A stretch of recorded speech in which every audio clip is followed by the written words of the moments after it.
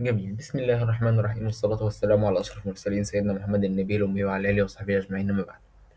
أهلا بكم مرة تانية يا باشمهندسين. هنحاول إن شاء الله دلوقتي نعمل مع بعض بروجكت صغير نطبقه مع بعض ونشوف كل الإيرز والمشاكل اللي هتقابلنا وهنحاول نحلها إزاي بأمر الرحمن. طيب، تعالوا كده الأول نشوف إحنا ناويين نعمل إيه. لو أي حد هنا بيتابع باسكت بول جميل، هيلاقي إن النقط لما بتيجي تتحسب في الباسكت بول مش زي الكورة لو حد جاب بيقول له والله، لو حد جاب جون بيقول له والله انت جبت جون، النتيجة مثلا بقت 1-0 2-0 وهكذا. طيب هل في الباسكت بول كذلك؟ لا، قال لك في الباسكت بول مثلا هو لو جاب المسافة من على بعد مثلا متر بيتحسب بنقطة، لو جابها من على بعد مترين تحسب بنقطتين وهكذا. يعني أنا مش خبير قوي، بس هي إيه، هي الفكرة في كده إن هو المسافة بتتغير مش ثابتة. جميل جميل. تعالوا كده نشوف ايه هنعمل الكلام ده ازاي، ونشوف الاول مثال بسيط خالص للابلكيشن اللي احنا ناويين نعمله علشان نشوف هنحاول نطبقه ازاي يعني. جميل. طيب هنبدأ كده نبحث عن باسكت بول كاونتر اب وسبلاتر عادي خالص. طبعا هيجي لك صور كتيرة قوي، هناخد اي صورة منهم ونحاول ان احنا نطبق حاجة شبيهة ليها او حاجة يكون فيها نفس المبدأ بتاعها. طيب تعالى كده مثلا ناخد الصورة دي، وليكن دي مثلا. حلو. جميل جميل. دي صورة فيها أبار، تحت الأبار في تكست وتكست تاني، في زراير، في علامة الريسيت، في أكتر من حاجة. هنحاول دلوقتي بإذن الرحمن نتعامل ونشوف كل واحدة فيهم معناها إيه، أو كل واحدة فيهم هنحاول نعملها إزاي. طيب تعالى كده الأول نحاول نحلل الصورة. الصورة دي كل اللي فيها إن هو قاسم الشاشة نصين، نص للفريق الأول ونص للفريق التاني. نص الفريق الأول فيه اسم التيم، في عدد البوينت بتاعته، وفي 3 خيارات إن أنت تزود نقطة أو نقطتين أو 3 نقط على حسب أنت الهدف اللي أنت جبته من على بعد قد إيه، أو بتحسب بكام نقطة. والتيم التاني كذلك، وفي تحت زرار بسيط خالص مكتوب عليه ريسيت، دوت مهمته إنك لما تدوس عليه يرجع الكاونتر بدول إيه لصفر. يعني لو أنت خلصت جيم وهتبدأ جيم جديد فيقول لك والله خلاص أنت هتدوس ريسيت، فهيبدأ يصفر ده ويصفر دوت ويخليهم الاتنين بإيه بصفر. طيب عشان انت بتبتدي من اول وجديد. وفي تحت كده فيرا اندرويد دوت كوم، ده غالبا اسم الموقع اللي عليه يعني اللي عامل البروجكت. فده دوت ممكن تستبدله باسمك انت او باسم التيم بتاعك او اي حاجه بقى، يعني تحط اي تكست تحت. طيب تعالوا كده نحاول نطبق الكلام ده. اول حاجه زي ما وضحنا، نبدا ناخد الحاجات الاساسيه. طب ايه عندي في الحاجات الاساسيه؟ عندي والله هنا في اب بار مكتوب عليه باسكت بول سكور كاونتر. طيب تعالوا الاول نعمل الاب بار دوت. جميل جميل. تعالى كده الاول نفضي الاسكافولد اللي عندنا. جميل. انا لو جيت بصيت، احنا ممكن ناخد الصورة دي كريفرنس. الخلفية عندي هنا لونها ايه؟ الخلفية عندي لونها بيضة، فانا كده مش محتاج اغير الخلفية بتاعة الابلكيشن بتاعي، نخليها لونها ابيض عادي خالص. حلو حلو. طيب عذرا.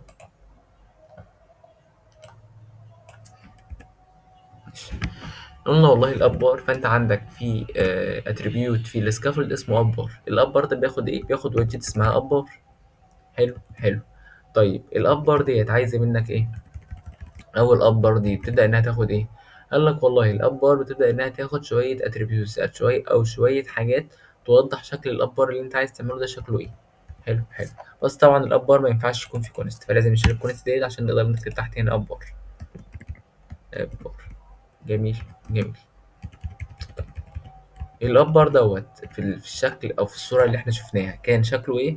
والله الابر في الصوره اللي احنا شفناها كان كلام مكتوب بالابيض، ووراه خلفيه لونها بنفسجي مثلا او اي لون بقى، يعني انت حط اللون اللي يعجبك. فاحنا هنعمل كده هنا بالظبط. كل اللي هنعمله ان احنا نقول تشايلد. جميل. او التايتل. التايتل ده معناه العنوان اللي هيكون مكتوب على الابار. العنوان اللي موجود عندك ايه؟ والله انا عندي العنوان تكست. حلو. التكست دوت فيه ايه؟ والله التكست دوت فيه باسكت بول سكور اب، او باسكت بول سكور كاونتر مثلا، اي حاجه يعني مش هتفرق معانا قوي المسميات. جميل. والله ودوت في ستايل، ان الستايل بتاع التكست دوت ان اصلا تكست ستايل. جميل. الكالر بتاعه وايت. جميل. والفونت بتاعه مثلا نخليه كام؟ فونت سايز نخليه مثلا 20. جميل جدا. طبعا لو احنا جينا هنا بصينا على الابلكيشن مش هنشوف فيه اي تغيير. طب ليه انا مش شايف اي تغيير، او انا ليه مش شايف اي حاجه دلوقتي حصلت قدامي؟ جميل. او انا ليه مش شايف طبعا التغيير هيظهر دلوقتي. انا ليه مش هشوف دلوقتي النص بتاع الابار؟ لان دلوقتي الابار اصلا لونه شفاف، انا مش مدي الابار لون، وقايل لك خلي الكلام باللون الابيض. طيب والخلفيه لونها ايه؟ والخلفيه لونها ابيض، فابيض مكتوب على ابيض عمرك ما هتشوفه، فلازم ندي الابار نفسه كلر. فانا هنا كل اللي انا هعمله ان أنا ادي الابار باك جراوند كلر، وتقريبا الباك جراوند كلر كام؟ بيربل. جميل. مثلا colors دوت بيربل. جميل. هنعمل سيف كده. تمام. فعلا ظهرت قدامنا اهوت، الكلام مكتوب فعلا بالابيض وراه خلفيه بيضاء. طبعا لو غيرنا اي حاجه في التكست هتتغير تلقائي فين؟ في الابار. طيب انا مثلا عايز اغير حاجه عن الصوره، ان انا مثلا بدل ما اخلي الكلام متطرف، لا انا عايز يكون الكلام في النص بالظبط. طيب عشان اخلي الكلام في النص بالظبط انا عندي طريقتين. اول طريقه ان انا ممكن احط هنا، يعني احط التكست جوه سنتر. جميل. الكلام بقى في النص. بس ان انا احط ويدجت جوه ويدجت وانا عندي طريقه تانية اسهل، فاكيد الطريقه التانية يعني هتكون احسن. طب ايه الطريقه التانية الاسهل؟ ان انا عندي الابر نفسه ليه اتريبيوت اسمه سنتر تايتل. سنتر تايتل دوت بوليان ترو او فولس، هو باي ديفولت بياخد فولس عشان الكلام بيبقى ظاهر على الشمال. جميل. يعني دلوقتي لو خليته فولس اللي هو القيمه الباي ديفولت بتاعه، هتلاقي الكلام ظاهر فين؟ هتلاقي الكلام ظاهر على الشمال. لكن اول ما اخلي الفولس دي ترو، هلاقي الكلام رجع فين؟ رجع في النص زي ما هو. طيب فاحنا كده عملنا اول حاجه ان احنا خلصنا من الابار. نبدا بقى نشوف المحتوى بتاع ال- المحتوى بتاع الويدجتس عندي ايه، او محتوى الشاشه عندي ايه. جميل جميل. عذرا. ماشي. والله انا عندي المحتوى هنا، انا دوت شويه عناصر تحت بعضها، وهنا شويه عناصر تانية تحت بعضها. جميل جميل. طب هل الموضوع وقف على كده؟ قال لك لا. قال لك والله ان شويه العناصر دول وشويه العناصر دول محطوطين جنب بعض. طيب والزرار محطوط تحتهم. فانا كده لو جيت بصيت قارنت الموضوع في دماغي هلاقي ايه؟ هلاقي والله دلوقتي ان انا ممكن اعتبر ان شويه الكلام الكتير ده كله على بعضه ويدجت، اللي هو الاسامي بالارقام بالزراير، شويه الحاجات اللي فوق دول كلهم ويدجت، والزرار ويدجت، والكلام اللي تحت ده ويدجت. فانا عندي كده في الشاشه الاساسيه خالص 3 ويدجت محطوطين، 3 ويدجتس محطوطين فوق بعض. فاحنا قلنا لو عندنا اكتر من ويدجت يعني بستعمل يا رو يا كولوم. بس انا دلوقتي عندي الحاجات دي تحت بعضها، فهستعمل ايه؟ هستعمل كولوم. جميل جميل. فاجي هنا في البادي، طبعا احنا خلاص كده خلصنا الابار. اجي هنا بقى في البادي، بعد الابار اقول له البادي. جميل. البادي هياخد ايه؟ والله البادي عندي هياخد كولوم. طيب. جميل جميل. نيجي بقى دلوقتي للكولوم. احنا والله الكولوم عندنا بيتكون من ايه؟ الكولوم عندنا الاول بيتكون من شويه حاجات. هنا ويدجت كبيره فيها شويه حاجات كتير، هنشوف دلوقتي نعملها ازاي. وعندي زرار وتكست. تعالى نبدا بالحاجات الاسهل اللي هي الزرار والتكست، نشوف هنكتبهم ازاي. طيب الزرار والتكست دول عشان نكتبهم بسيطة خالص. الزرار، فأنا والله عندي ويدجت في فلاتر اسمها elevated button. elevation button elevate. عذرا children. طبعا لازم في الأول نكتب children. تمام. ونكتب هنا إيه؟ elevated button اللي هو إيه؟ إن أنا بقول له هنا عدد هتحط لي بوتون والله اللي هو فيه كلمة ريسيت. طيب البوتون دوت بياخد حاجتين، بياخد حاجة اسمها امبريز امبريز، وهنشوف دلوقتي الامبريز دي هنكتب جواها إيه. وبياخد التشايلد. الامبريز دي والله إيه؟ والله الامبريز ديت اللي هي شكله. اسف، الامبريس ده الحاجه اللي هو هيعملها لما تدوس عليه. انت لما تضغط عليه هيعمل ايه؟ لكن التشايلد هو شكله. جميل جميل. فانا عايز والله الشكل بتاعه يتكتب عليه تكست. التكست دوت هيكون ايه؟ هيكون مكتوب عليه ريسيت. جميل جميل. هلاقي فعلا اول ما عملت سيف هلاقي ان الزرار ظهر بياخد شكل افتراضي، وظاهر ريسيت فوق خالص في اول الكولوم. احنا قلنا عشان نخلي شكله يكون في نص بنعمل ايه؟ بنستعمل اتريبيوت اسمها مين اكسس الاينمنت، واخليه بسنتر. تمام تمام. فانا هنا هاجي جوه الكولوم اقول له مين اكسس الاينمنت، واخليه بايه؟ بالسنتر. دوت سنتر. طيب لو جينا خدنا بالنا بس الاول دلوقتي من حاجه، هتلاقي دلوقتي ان احنا جوانا السكافولد، في عندي اب بار وفي عندي بادي، والويدجز هتكتر مني. طب انا لازم اكتب كل حاجه جوه السكافولد، ولا ممكن استعمل نفس الحاجه اللي استعملناها هنا الفيديو اللي فات لما قلنا والله احنا هنخلي السكافولد او الماتيريال اب جوه كلها جوه ايه؟ جوه ويدجت تاني. للنوع ستاتلس ويدجت. فانا نفس الموضوع هعمله هنا بالظبط، هعمل ستاتلس ويدجت. جميل، فلاتر ستاتلس ويدجت، واسميها مثلا ايه، اسميها بادي. حلو، بادي ويدجتس، سميها الاسم اللي يعجبك. جميل. هنستعمل البادي ويدجتس ديت، وهبدا اخد كل الحاجات اللي عندي جوه البادي، احطها فين؟ احطها في الويدجت ديت، هعمل ريتيرن ليها. جميل جميل. واجي هنا جوه البادي، بدل ما هو ما بيندهش حاجه، لا هيستعمل ايه، هينده ايه، هينده والله الويدجت اللي انا مسميها البادي ويدجت. جميل جميل. تعالى الاول نشيل الحرف الايه زياده. جميل جميل. فاحنا زي ما احنا شايفين الزرار فعلا ظهر في الشاشه، ومفيش اي حاجه حصلت، او ان انا لما جيت استعمل ستلس ويدجت احط جواها الحاجه عندي كنوع من انواع ان انا احسن شكل الكود بتاعي، مفيش اي مشكله حصلت معايا. جميل جميل. طيب هل التكست ده ظاهر لوحده ولا كان في تكست تاني ظاهر تحته؟ هتقول لي لا، كان في تكست تاني ظاهر تحته. طيب الاول طبعا انت لو عايز تعدل اي حاجه في شكل الفونت، فانت ممكن عادي خالص تستعمل هنا ستايل. جميل، والستايل دي تاخد تكست ستايل، وعادي خالص يعني تتعامل كأنك بتتعامل مع تكست عادي خالص. تمام. هنعمل هنا تكست ستايل. جميل جميل، نديله مثلا فont سايز ب20.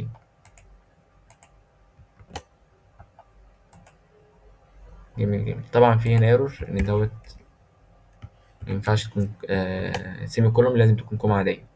جميل جميل. فعلا الفونت كبر اول ما انا عملت سيف. حلو حلو. ممكن اخلي 20 دي مثلا 40. هنلاقي ان الفونت كبر قوي وحجم الزرار كبر قوي. بس الزرار كده بالنسبه لي مش واضح قوي، لانه والله الزرار ابيض والخلفيه بيضاء، او الزرار لونه يعني مش احسن حاجه. فانا ممكن اغير شكل الزرار. قال لك اه عادي، ممكن تغير شكل الزرار. ممكن تخش جوه الاليفيتد باتون دوت. جميل، تدي جواه ستايل، نفس فكره بالظبط التكست. مش احنا لما بنكون عايزين نعدل شكل التكست بنديله ستايل؟ الاليفيتد باتون برضو ممكن نديله ستايل. حلو حلو. خلينا في اخر كومنت. طيب الستايل دوت هياخد elevated button دوت ستايل فروم، وابدا هنا بقى احط الايه، احط الستايل بتاعه، الستايل بتاعي. طيب فانا والله عايز الباك جراوند كلر، اللي هي الكلر بتاع الاليفيت بutton هيكون ايه؟ هيكون والله مثلا colors دوت امبر مثلا. جميل جميل. اول ما عملت سيف فعلا الخلفيه بتاعه الايه، بتاعه الاليفيت بutton، اللون بتاعها، اللون اللي فيها اتغير. حلو حلو. طيب نيجي بقى نكتب التكست اللي كان مكتوب تحته. طيب التكست اللي كان مكتوب تحته كان مكتوب فيه ايه؟ جميل جميل. تعالى كده احنا خلاص عملنا الاليفيتر باتون، نيجي بقى بعد الاليفيتر باتون نعمل كوما، نكتب التكست بتاعنا. جميل جميل.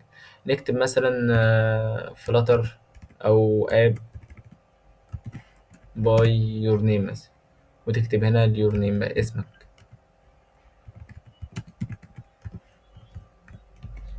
هلاقي فعلا ان الكلام ظهر عادي خلاص عندي على الشاشة. جميل جميل. ممكن اعدل في شكل التكست دوت بالستايل بتاعه، ممكن عادي جدا. بس احنا زي ما احنا وضحنا ان احنا عندنا كتير اوي في التكست يعني في الفيديوهات اللي فاتت، فعادي احنا ممكن نسيبه بالشكل دوت. هو شكله يعني مش، او يعني مش وحش، هو شكله كويس عادي خالص. طيب دلوقتي التو ويدجز دول لازقين في بعض، اللي هم البطن والتكست اللي تحته، فانا عايز ابعدهم عن بعض. فقلنا لو عايزين نبعدهم عن بعض بنستعمل ايه؟ والله كل اللي بنعمله ان احنا بدل ما نقول مين اكسس الاينمنت بسنتر، هنخليه سبيس ايفنلي، ان هو يسيب مسافات ما بينهم. حلو حلو. انا كده فاضل لي ايه؟ والله كده انا فاضل لي تالت ويدجت اللي هي اللي كانت فوق خالص. تعالى كده نبدا نحلل سوا ونشوف تالت ويدجت دي بتتكون من ايه.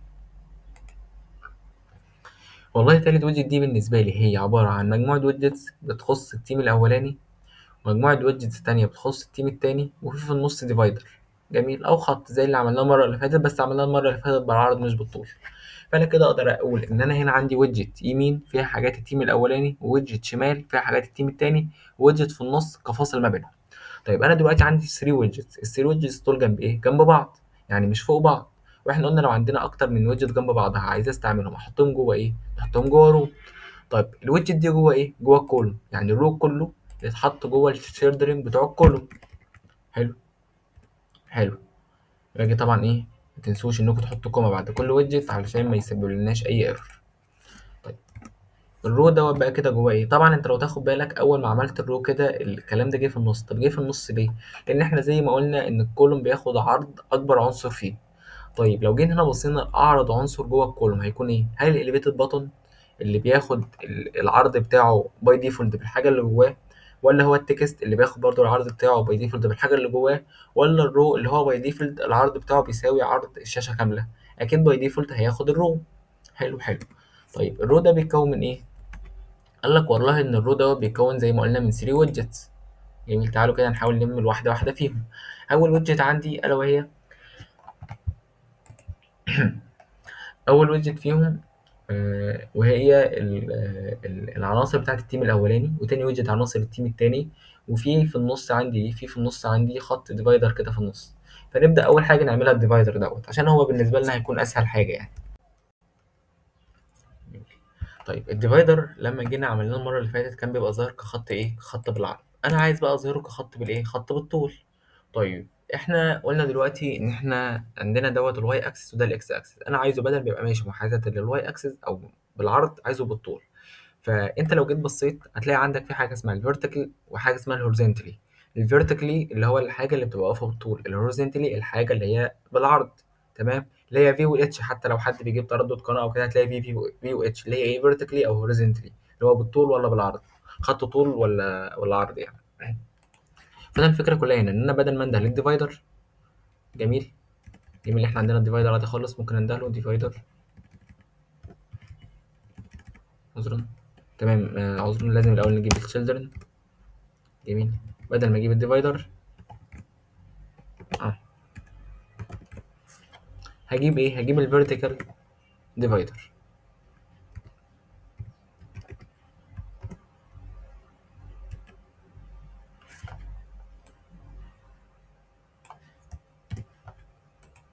جميل. وطبعا انت لو جيت كتبت اول ما تكتب اصلا فيرتيكال ديفايدر هتبدا تظهر معاك على طول. طيب الفيرتيكال ديفايدر ديت هنديها لون وليكن نديها اللون يكون ايه؟ والله ممكن نديها الكالرز بلاك مثلا. كالرز دوت ايه؟ بلاك او امبر مثلا. مش هيفرق معانا اللون قوي. بس اول ما اعمل ادوس رن كده زي ما احنا شايفين مفيش حاجه ظهرت. طب ليه مفيش حاجه ظهرت؟ لان احنا زي ما قلنا ان الرو بياخد ويتس الشاشه كامله. طيب انا عايز بقى ياخد طول معين اللي هيبقى فيه اللي الديفايدر هيظهر فيه. فلازم انا ادي الرو دوت حجمه هيبقى قد ايه عشان يبدا الديفايدر يظهر جواه. فعشان ادي اي حاجه حجمها لازم احطها جوه ايه؟ قلنا زي ما قلنا لازم احطها جوه سايزد بوكس. جميل، هتعمل راب والسايزد بوكس. طيب السايزد بوكس دوت هيكون الهايت بتاعه قد ايه؟ مثلا الهايت بتاعه وليكن 500. لا 500 خليها مثلا 300. جميل. وتعالى كده نشوف، وكده كده العرض هياخد عرض الرو كامل. وزي ما احنا شايفين فعلا في خط ظاهر هنا، بس الخط لونه مش احسن حاجه، فاحنا ممكن نخليه بدل امبر نخليه مثلا بلاك عشان يكون واضح شويه. تمام، زي ما احنا شايفين كده الخط فعلا ظهر، بس الخط متطرف قوي. انا عايزه في النص. احنا قلنا لو عايزين اي حاجه تبقى يعني تاخد باي ديفولت بتاعها في السنتر بالظبط جوه الرو، نعمل ايه؟ كل اللي هنعمله ان احنا نقول المين اكسس الاينمنت بتاعنا برضو بيساوي ايه؟ سبيس ايفل. زي الكولوم بالظبط، نفس فكره الكولوم. فعلا الخط ظهر في النص. طيب كده انا فاضل لي ايه؟ والله فاضل لي الويدجت اللي قبله وفاضل لي الويدجت اللي بعده. اللي قبل ايه واللي بعد ايه؟ اللي قبل الفيرتيكال ديفايدر واللي بعد الفيرتيكال ديفايدر. طيب هنا بقى هنبدأ إن إحنا نفكر وهنبدأ إن إحنا نشوف. والله الويدجز دي بتبقى عبارة عن إيه؟ عبارة عن 3 باتونز. تعالوا كده نجيبها من هنا. والله هي عبارة عن تكست. حلو. وتحتيه تكست تاني وتحتيه 3 باتون، وهنا تكست وتحتيه تكست تاني وتحتيه 3 باتون. فهل منطقي إن أنا أقعد أكتب الويدجت دي كلها وبعد كده أقعد أكتب الويدجت دي كلها؟ هتقول لي ما ده الطبيعي. هقول لك لا، مش ده الطبيعي. ليه؟ لان نفس الكلام اللي هنا هو نفس الكلام اللي هنا. يعني انت لو جيت بصيت على هل التكست دوت يفرق حاجه عن التكست ده، هتقول لي لا، هو بس هنا ايه وهنا بي. بس نفس الفكره ان هو تكست ثابت وتكست ثابت، رقم بيتغير مع تغيير الزراير اللي معاه وهنا رقم بيتغير مع تغيير الزراير اللي معاه. فانا هنا ممكن اعمل ايه؟ ممكن اعمل ويدجت كاستمايز بايدي انا. ابدا ان انا اديها مرتين، تاخد عنصر منها هنا واخد عنصر تاني منها هنا. حلو حلو. طيب الويدجت دي هيبقى نوعها ايه بقى؟ والله الويدجت دي عندي هل هي ثابته ولا هتيجي تتغير؟ يعني ايه الكلام دوت؟ يعني احنا لما جينا نتكلم عن الستاتلس ويدجت والستاتفول ويدجت قلنا الستاتلس ويدجت هي الحاجه الثابته اللي ما بتتغيرش، لكن الستاتفول ويدجت هي الحاجه اللي بتتغير. طيب هتيجي دلوقتي تقول لي بس هنا ده هيبقى حاجه بتتغير ليه؟ لان انا كل ما ادوس زرار في حاجه في السكرين هتتغير، فكده يبقى دي لازم تكون الستاتفول ويدجت. تمام تمام. ممكن ما تكونش مصدقني قوي، فخلينا نشتغلها الاول ستاتلس ويدجت ونشوف ايه اللي هيحصل لما نبدا نتعامل معاها. طيب نكتب كده ستاتلس ويدجت. حلو، ونسميها مثلا ايه؟ نسميها تيم ويدجت مثلا، لان دي هتبقى عباره عن كل تيم هيبقى ليه الويدجت بتاعته. طيب التيم ويدجت ديت هل في حاجه بتختلف من الويدجت للتانيه ولا هما نفس الشيء؟ يعني ايه؟ يعني هل دي زي دي بالظبط ولا في حاجه مختلفه صغيره؟ هتقول لي والله ان المختلف ان انا عندي هنا تيم A ودي هنا تيم B، يعني دوت اسم التيم مختلف. والكاونتر يعني ممكن يكون ده مثلا 50 ويكون ده 15، الكاونتر مش لازم يكونوا قد بعض. فانا هنا هبدا اخصص دوت، اقول له والله ان انت عندك هنا string team name، مثلا string اول حرف كابيتال string team name. حلو. وسترنج تاني وانت تيم كاونتر. حلو حلو. وابدا ان انا اول ما هتلاقي اصلا هنا هتلاقي مديك ايرور. طب ايه الايرور دوت؟ هيقول لك والله انت دلوقتي مديني فاريبلز مش ملهاش قيمه. فلازم اعمل ايه؟ لازم وانت بتنده لي الويدجت تقول لي والله قيمه التيم نيم دي كذلك وقيمه التيم كاونتر دي كذلك. يعني لازم وانت بتعرفني وانت بتنده لي تقول لي والله ان ده التيم نيم او دي التيم ويدجت بتاعت التيم نيم الاولاني اللي هو الاول تيم التيم ايه. ولازم وانت بتندهني تاني تقول لي والله ان دي الويدجت بتاعت التيم بي عشان اقدر افرق ما بين دي ودي. ما احنا دي زي دي بالظبط. هيفرق منين ان دوت هو بيتعامل مع التيم الاولاني ولا التيم التاني؟ ان انا احدد له الاسم والكاونتر اللي بيبدا يتعامل معاهم. حلو حلو. طيب طبعا هاجي هنا ممكن نشيل الكونست ديت. جميل جميل. وبعد كده اقول له ايه؟ هقول له انه انت بتنده لل لل عذرا للتيم. فانت كده عندك بدل ما تاخد السوبر كي بس، لا هتاخد عندك كمان string او عذرا says دوت تيم نيم. وهتاخد ايه تاني؟ this دوت تيم كاونتر. حلو حلو. يعني انت هتاخد دي وهتاخد دي، بس لازم هنا اجي اقول له ايه؟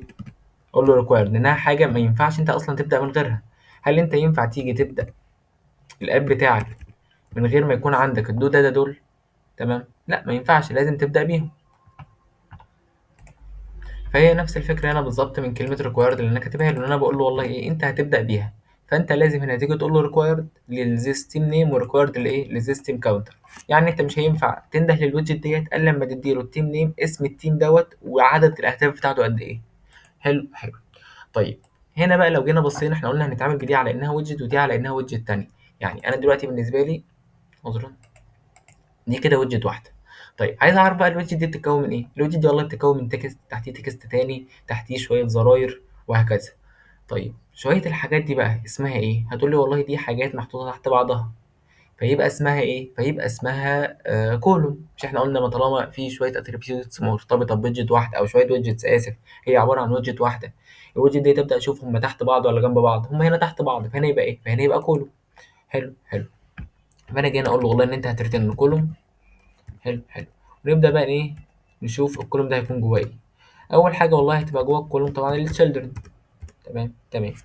ممكن هاجي انا اقول له ايه؟ سبيس مين اكسس الاينمنت يساوي مين اكسس الاينمنت دوت عذرا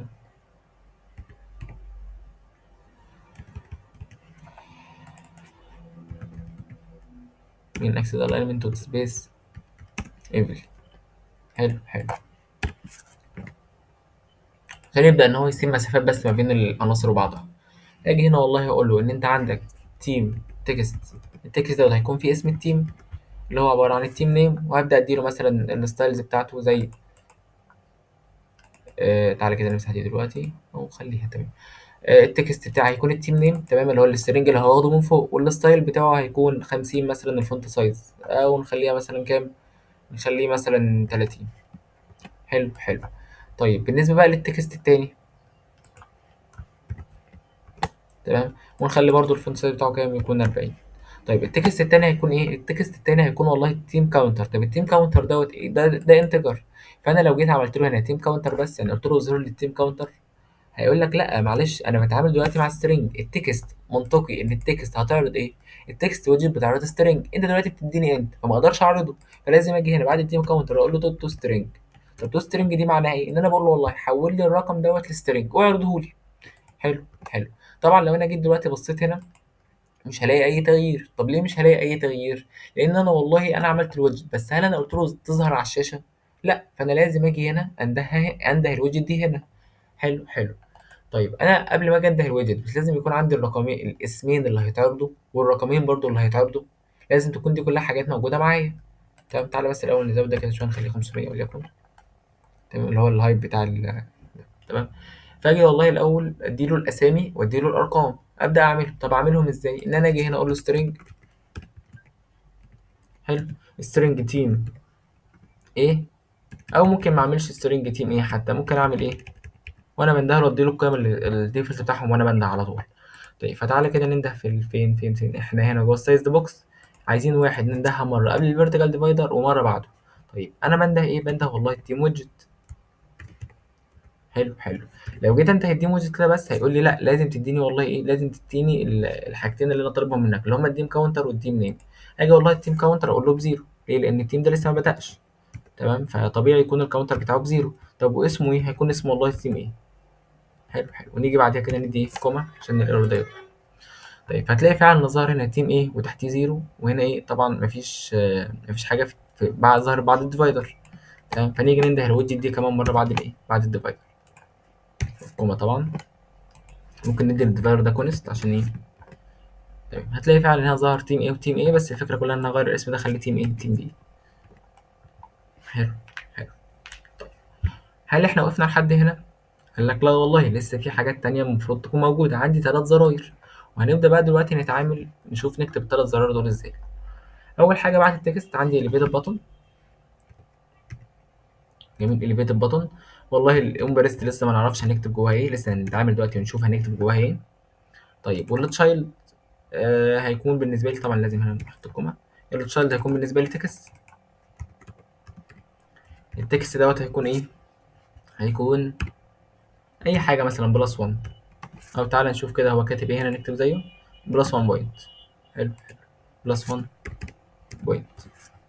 جميل جميل. ممكن بقى تبدأ إن أنت تديله طبعا تلاقي أول ما حطيتها التكست ظهر على طول. ممكن تديله ستايل وممكن لا، عادي براحتك يعني. خلينا احنا كده إيه نكرره 3 مرات. جميل. هحط كوما. جميل. مرة بلس 1 ومرة ببلس 2 ومرة إيه، مرة بلس 3. جميل جميل. ممكن مثلا نديله هنا ستايل للتكست، نقول له والله إيه، أو تمام. ممكن بقى نمسح ده كده وندي ستايل لواحد منهم، وبعد كده نبدأ إن نعمل له كوبي علشان يبقوا ال3 زي بعض بالظبط نفس الستايل. فاحنا ممكن ندي هنا الستايل دوت نقول له والله مثلا جميل ستايل عذرا ستايل. التكست ستايل بتاعك هيكون الفونت مثلا ب20. تعالى كده نشوف شكله. تمام، الفونت كويس. ممكن نديله باك جراوند مثلا. طبعا قلنا لو احنا هندي باك جراوند فدي كده حاجه في الاليفيتد بutton. طيب ممكن ادي هنا الستايل بتاع الاليفيتد بutton وما بعده. تمام. تديله مثلا كلر، باك جراوند كلر يكون ايه، يكون بلو مثلا. كلرز دوت جرين. والله ما انا مزعلها لا وحش اوي. خليه بلو. ما زال سيء، فاحنا ممكن ندي اي لون. بلو لايت، لايت بلو مثلا او حاجه لايت بلو. ماشي. ممكن ندي التكست تحت كلر عشان برضو نحسن الشكل شويه. يكون فونت كلر ايه، او كلر على طول كلر. يكون كلرز دوت امبر مثلا.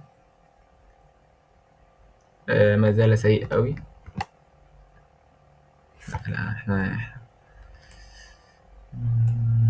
بلاك. ماشي تمام، ممكن نخليه كده بالكلر بتاعه بلاك. طيب انا بالنسبه لي الشكل ده كويس. طبعا انت ممكن بقى تعدل في الشكل عادي زي ما انت تحب. هنبدا ناخد الويدجت ديت 3 مرات. مره ل بلس 1 بوينت، ومره التانيه بلس 2 بوينت، والمره التالته ايه، بلس 3 بوينت.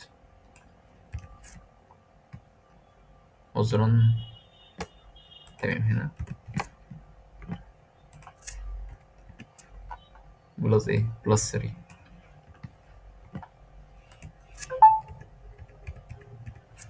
جميل. في ايرور، فين الايرور؟ الايرور ان في هنا قيمة زيادة، نشيلها. تمام. انا شايف كده بالنسبة لي الوضع كويس، يعني الشكل كويس.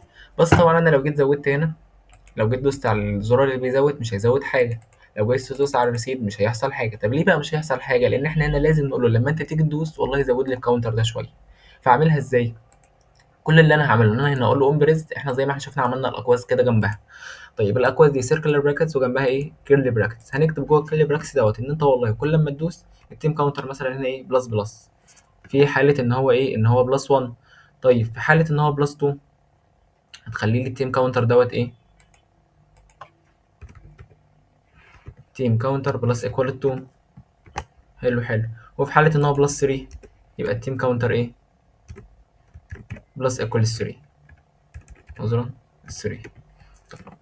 المفروض كده ان انا لما اجي ادوس الرقم يتغير، وفعلا لما اجي ادوس الرقم هيتغير. بس هنشوف دلوقتي اللي هيحصل. اول ما جيت دوست الرقم اتغير وظهر لي هنا ان الكاونتر بيساوي 1.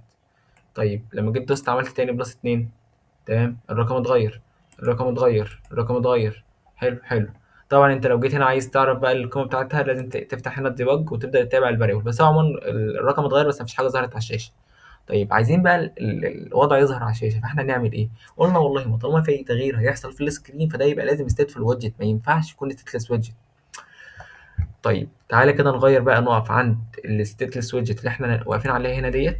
هقف عليها كنترول دوت لو انت فيس كود، او تدوس عليها مثلا كليك يمين لو انت، او تقف عليها كده على طول وتدوس على علامه اللمبه دي. هتدوس ايه، كونفير دوس ستيتفul ويدجت، بدل ما هي ستيتلس ويدجت هتخليها ستيتفul ويدجت. حلو حلو. طيب لو جينا دي كده عملنا سيف، المفروض بقى كده ما قلناش حاجه، المفروض كده كل حاجه تظهر. حلو حلو. طيب هنا فين المشكله؟ تمام. بس طبعا هنا يبقى هتقابلني بقى حاجه بسيطه خالص لازم تتهندل، ان انا ما ينفعش هنا اقول له التيم كاونتر بس، لا لازم اقول له ويدجت دوت ايه، دوت تيم كاونتر. جميل جميل. طيب تيم نيم ويدجت تيم كاونتر. طيب هنا تمام، ويدجت تي دبليو سمول. طيب وكذلك برضو تحت هتلاقي ويدجت دوت تيم كاونتر، وهنا ويدجت دوت ايه، تيم كاونتر. انا بقول له والله التيم كاونتر بتاع الويدجت ديت يعني. جميل جميل. لما اجي ادوس كده برضو مفيش حاجه ظهرت على الشاشه. طب ما انا انت قلت لي والله غير لي الستيتلس ويدجت لستيتفول ويدجت، عملت كده. قلت لي والله حط لي في الاون بريز انها تزيد، عملت كده. بس برضه مفيش حاجه بتظهر على الشاشه، التغيير بيحصل بس ما بيظهرش على الشاشه. فانا والله عايز التغيير دوت يظهر على الشاشه، اعمل ايه؟ فيقول لي يبقى انا لازم اقول للابلكيشن والله وانت بترن حط لي الايه، حط لي خلي التغيير ده يظهر على الشاشه. طب يعملها ازاي؟ كل الحكايه ان انا اقول له اون بريز، بدل ما انت بتعمل التيم كاونتر بس لا هتقول له سيت ستيت. تمام. وسيت ستيت معناه ايه؟ معناه ان انت بتظبط الحاله، يعني الحاله بتاعتي بدل ما هي عاديه لا هتعمل لها ريست او هتظبطها انت تاني. اقول له زيت ستيت ايه، كاونتر بلس ايكوال 2. طيب المفروض ده كده ايه، لما اجي ادوس هنا الكاونتر فعلا زي جميل، زرار الاتنين اشتغل. طب لو جينا دوست عند واحد او تلاته ما اشتغلش. طب ليه ما اشتغلش؟ عشان انا عملت سيت ستيت في الزرار اللي بيزود اتنين بس. اجي هنا في الزرار اللي بيزود واحد اقول له اون بريست برضه سيت ستيت. جميل. وانت زي ما شايف يعني انت عندك كميه بلجنز بتسهل عليك الكتابه كتير جدا. انا اول ما بكتب سيت ستيت هو بيبدا يزود لي الاقواس ويبدا يقترح عليا كمان اكتب ايه جواها وكل الكلام الجميل ده. طيب نبدا تحت برضو نعمل ايه، في بلس 3 اقول له هنا سيت ستيت. جميل. وجد كاونتر بلس 3 واجي هنا عند امسحه. حلو حلو. ممكن بقى نزود الكونستات اللي هو عايزها ديت عشان نحسن شكل الكود شويه. فاحنا ممكن بدل ما نعمل الواحده واحده نختار كونست موديفاير ايفري وير. حلو حلو. هو كده زود كونست، في كل مكان بيحتاج كونست هو بيزود في الكونست على طول عشان يزود الكفاءة شوية. طيب انا لو جيت هنا عملت بلس 1 هيشتغل، بلس 2 هيشتغل، بلس 3 هيشتغل. وزي ما احنا شايفين مفيش زرار، يعني مش لما بدوس بلس 1 هنا بيأثر على ده، لا هو ده كاونتر لوحده وده كاونتر لوحده. هنا بلس 1 هيشتغل، بلس 2 هيشتغل، بلس 3 هيشتغل، برضه كل حاجة شغالة بالنسبة لي زي الفل. بس انا لو جيت هنا حاولت اعمل ريست مفيش حاجة بتحصل. طب انا عايز بقى الريست دوت يخلي الكاونتر دوت بزيرو ويخلي الكاونتر ده بزيرو. اعملها ازاي؟ قال لك والله معنى كده ان انت عايز تعمل ايه، تعمل سيت ستيت جوه جوه الزرار دوت. فانا بقى لو جيت هنا ببساطه شديده جيت كتبت جوه الاومبريت سيت ستيت، هلاقي ان في مشكله حصلت معايا. طبعا احنا مش عايزين انا كاونتر ولا عايزه يعمل اي حاجه. طيب ايه المشكله اللي هتحصل معايا؟ ان هو انا دلوقتي انا بحاول انده السيت ستيت جوه ستيتلس ويدجت، فده مش منطقي. فانا لازم احول الستيتلس ويدجت ديت لايه، لستيتفول ويدجت، عشان اقدر ان انا استعمل الست ستيت بتاعتها. حلو حلو. اول ما اجي اعمل سيف الاقي فعلا الابلكيشن اشتغل معايا عادي خالص. واجي لما ادوس هنا القيم بتتغير. لما اجي اعمل ريسيت هيعمل سيت ستيت يصفر القيم تاني. طب هو صفر القيم ازاي؟ لانه والله احنا قلنا لما بيجي يعمل سيت ستيت هو بيريبيلد السكرين اللي انت فيها، بيعمل لها ريبيلد. حلو حلو. طيب هو هنا لما هيجي يعمل ريبيلد هينده على ايه، او بيريبيلد الويدجت اللي هو فيها. حلو حلو. فهو دلوقتي لما يجي يعمل ريسيت فهو والله بيريبيلد الويدجز دي كلها. طيب فيبدا ينده على الويدجت دي تاني اللي هي التيم ايه، وينده على الويدجت دي تاني اللي هي التيم بي، ويبدا يديهم القيم باي ديفولت اللي احنا مدينها له، اللي هي الايه، اللي هي الصفر وصفر. فتلاقي ان القيم رجعت تاني. طب انا لو عامل مثلا ده 10 و10 او 10 وصفر، واجي اعمل ريسيت، هلاقي ايه اللي حصل؟ هلاقي والله ان انا هنا لما اجي ادوس ريسيت، تمام، القيم بترجع ل 10 وزيرو اللي هي القيم اللي انا مديها له هنا. تمام تمام. ممكن بقى طبعا ايه عذرا، ممكن بقى طبعا اغير الاسامي، ممكن اخليهم مثلا انجلز مثلا. انا طبعا ما اعرفش اي حاجه عن الباسكت بول خالص، فما اقدرش افتي في اساميهم. آه وتايجرز مثلا. حلو حلو. اي حاجه بقى يعني زي ما انتم شايفين كده. طيب لحد دلوقتي كان هذا الفيديو بتاعنا مش مهندسين. زي ما وضحنا احنا دلوقتي حاولنا ان احنا نعمل ابلكيشن او كاونتر عادي خالص للباسكت بول جيم. اتمنى ان نكون وفقنا في ذلك. نتقابل ان شاء الله الفيديو الجاي، والسلام عليكم ورحمه الله وبركاته.